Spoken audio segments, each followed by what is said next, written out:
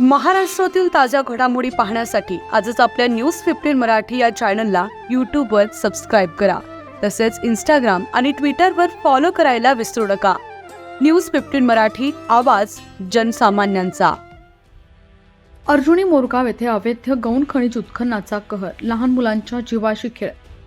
गोंदिया जिल्ह्यातील अर्जुनी मोरगाव तालुक्यातील ग्राम आसोली पोस्ट कोरंबी टोला येथील जिल्हा परिषद प्राथमिक शाळेजवळ सुरू असलेले अवैध गौण खनिज उत्खनन म्हणजे थेट चिमुकल्यांच्या जीवावर उठलेला गंभीर प्रकार असल्याचं चित्र समोर आले.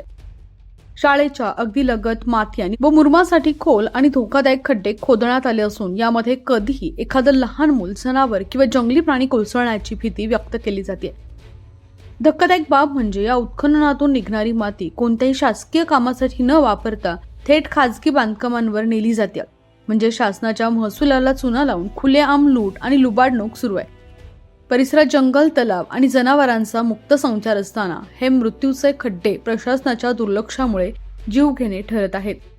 या संपूर्ण प्रकारात तलाठी, तहसीलदार, SDO यांची संशयास्पद शांतता नागरिकांच्या रोषाला कारणीभूत ठरते. हे मौन म्हणजे संमतीचा आहे का, असा सवाल संतप्त नागरिक उपस्थित करत आहेत. महिन्यापासून तालुक्यात अवैध उत्खननाची माफियागिरी सुरू असतानाही कारवाई शून्य असल्याने उत्खनन करणाऱ्यांचं धाडस दिवसेंदिवस वाढत आहे.